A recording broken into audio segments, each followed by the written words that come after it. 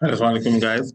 आज की इस वीडियो के अंदर हम मोंगोडीबी को डिस्कस करेंगे, जो कि हम रिएक्ट जेएस और रिएक्ट नेटिव के तौर पर एज अ डेटाबेस जो है यूज करेंगे।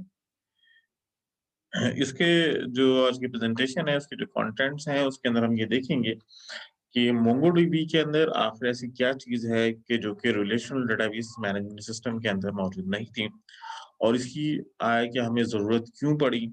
और उसके बाद हम ये देखेंगे कि इसके बेनिफिट्स क्या हैं, इसकी इंस्टॉलेशन वगैरह हम किस तरीके से कर सकते हैं। फिर इसके अलावा जो हम मॉडलिंग वगैरह करते थे रिलेशनल डेटाबेस मैनेजमेंट सिस्टम के अंदर, उसको हम किस तरीके से मोंगोडीबी के अंदर जो है वो हम बनाएंगे। और जो हमारे पुराने कॉन्सेप्ट्स हैं जो कि डेटाबेस मैनेजमेंट सिस्टम आरडीबीएमएस के अंदर मौजूद थे, उनको किस तरीके से हमने मोंगोडीबी के अंदर कवर किया है। तो फर्स्ट ऑफ ऑल तो अगर हम इसकी नीड देखें तो मोंगोडीबी जो है वो हमारे पास जेसन बेस्ड रिकॉर्ड होल्डिंग का एक मैकेनिज्म है, जिसके अंदर हम लोग ये कर रहे होते हैं कि मैक्सिमम जो है नॉन नॉर्मलाइज फॉर्म के अंदर रिकॉर्ड्स को रखते हैं। यानी जो नॉर्मल डेटाबेस है उसमें हम नॉर्मलाइज डेटाबेस के ऊपर जाते हैं, यानी अलग अलग टेबल्स बनाते हैं और उसके अंदर डेटा को स्टोर करते हैं। जबकि यहाँ पर हम एक रिकॉर्ड सेट बनाते हैं जिसके अंदर तमाम जो हमारे पास डेटा होता है उसको इस तरीके से हम होल्ड करते हैं कि उसके अंदर रिलेशनशिप्स नहीं होती, बल्कि वो आपके पास एक कलेक्शन की फॉर्म्स के अंदर मौजूद होता है, जिसके अंदर बहुत सारे रिकॉर्ड्स होते हैं। अगर हम इसको कंपैरिजन करें अपने पास रिलेशनल डेटाबेस मैनेजमेंट सिस्टम के साथ, तो डेटाबेस तो हमारे पास मोंगोडीबी के अंदर वही चीज है जो कि ऑलरेडी हमारे पास डेटाबेस है। टेबल्स को यहाँ पर हम कलेक्शंस कहते हैं, क्योंकि कलेक्शन इस वजह से हम उसको कह रहे हैं कि ये बहुत सारे टेबल्स का मजमुआ होता है। इसके अंदर हम इन जो इन्फॉर्मेशन होल्ड कर रहे होते हैं वो डीनॉर्मलाइज्ड फॉर्म के अंदर होती है, बहुत सारी टेबल से ली गई होती है। और उसके अंदर हम जो प्राइमरी कीज और फॉरेन कीज हैं उनको खत्म करके अपनी ये खुद से एक की असाइन करता है। अच्छा, सेकंड जो चीज है वहां पर जैसे हमारे पास रिकॉर्ड होते हैं, तो यहाँ डॉक्यूमेंट्स होते हैं। यानी डॉक्यूमेंट का फायदा ये है कि यहाँ पर हम बीलॉब यानी बड़े ऑब्जेक्ट्स को भी स्टोर कर सकते हैं, इमेजेस को भी स्टोर कर सकते हैं, उसकी कोई डेटा टाइप्स नहीं होगी। ज्यादातर हम जो इसको यूज कर रहे हैं वो इस किस्म की डेटाबेसेस के अंदर यूज कर रहे हैं जहां पर हम लोग जो है डेटा साइंसेस के ऊपर काम कर रहे हैं, या फिर हम एक फास्ट प्रोसेसिंग मैकेनिज्म के ऊपर काम करना चाह रहे हैं, जो कि रिलेशनल डेटाबेस मैनेजमेंट सिस्टम के अंदर पॉसिबल नहीं था। इसके एडवांटेजेस अगर हम देखें तो ये है कि ये हमारे पास परफॉर्मेंस वाइज बहुत अच्छी है। इसके अलावा जो एसक्यूएल क्यूरीज के अंदर हम बहुत सारे टेबल से डेटा को उठाया करते थे, उसकी हमें जरूरत नहीं है, तो आपको सारी इंफॉर्मेशन एक साथ मिल जाएगी। एक कॉम्प्लेक्स क्राइटेरिया को हम इजीली इसके अंदर इम्प्लीमेंट कर सकते हैं और इसकी एक्सेसिंग भी बहुत ज्यादा फास्ट होती है।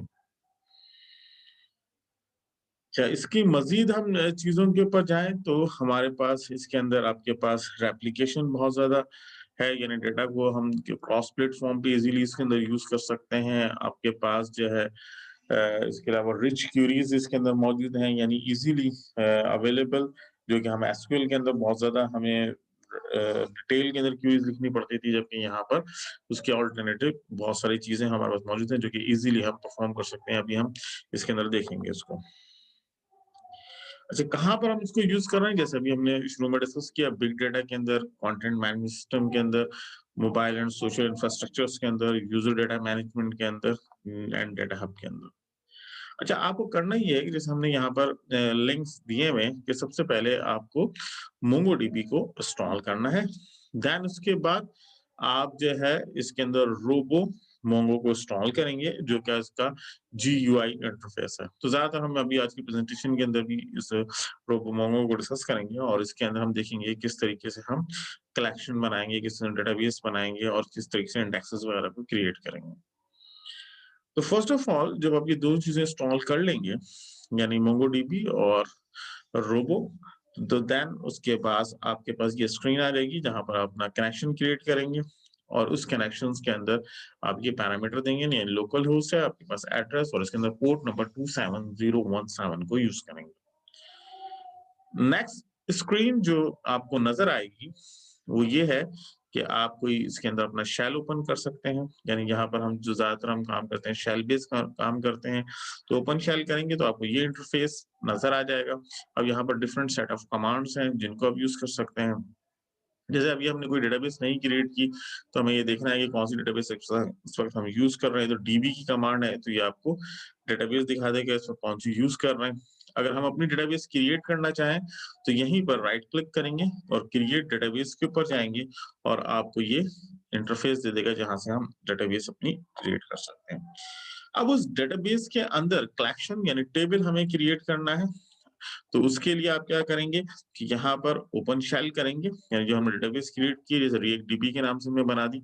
अब ओपन शेल जब मैं करूँगा, तो आपके पास जो इंटरफ़ेस नज़र आएगा, उसके अंदर हम वही तमाम चीज़ें बना सकते हैं, जो कि अब रिएक्ट डीबी के अंदर जैसे यानी मुझे अगर कलेक्शन क्रिएट करना है जस्ट लाइक टेबल, तो मैं क्रिएट कलेक्शन करूँगा, तो आपके पास ये कलेक्शन का नाम पूछेगा जहाँ पर हम टेबल्स बना सकते हैं। अब उसके अंदर मुझे कोई भी रिकॉर्ड वगैरह इंसर्ट करना है, तो उसके लिए फिर ये सेट ऑफ स्टेटमेंट्स हैं, जिसको हम यूज़ कर सकते हैं। जैसे डीबी डॉट इश्यूज़, तो डीबी हमारे पास कमांड नेम है, इश्यूज़ हमारे पास टेबल नेम है या कलेक्शन नेम है।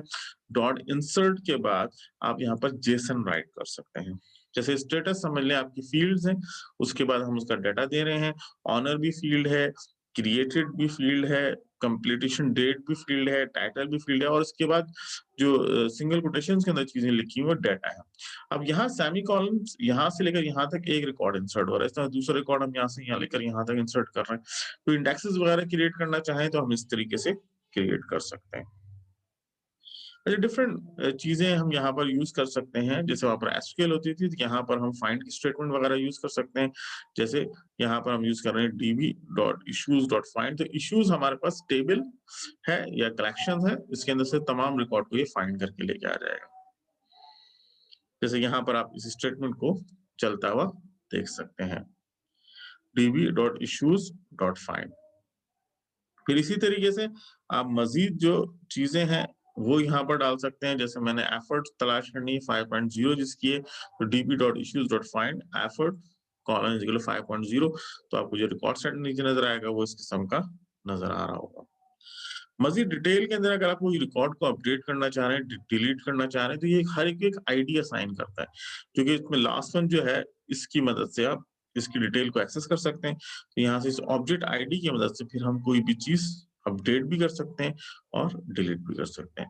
जैसे अपडेट करने के लिए db.issues.update और इसके अंदर आईडी पास करेंगे, तो उसके लिहाज से जो भी कॉलम मुझे अपडेट करना है, जैसे मैं एफर्ट को 6.0 करना चाह रहा हूँ, तो सेट स्टेटमेंट के थ्रू हम इसको 6.0 कर सकते हैं। सेम एज़ आप इसी स्टेटमेंट को डिलीट भी कर सकते हैं, तो db.issues.remove करके इसको हम डिलीट कर सकते हैं। तो थैंक यू फॉर वाचिंग। इसी तरीके से हम लोग अपनी नेक्स्ट वीडियोज़ के अंदर फर्दर इसको एनहांस करेंगे और रिएक्ट जेएस के साथ और रिएक्ट नेटिव के साथ हम ये देखेंगे कि हम मोंगोडीबी को किस तरीके से कनेक्ट करेंगे। तो हमारे चैनल को जो है सब्सक्राइब करना मत भूलिएगा और जैसे हम लोग नेक्स्ट वीडियोज़ जब बनाएँ तो आप तक वो ईज़िली पहुँच जाए।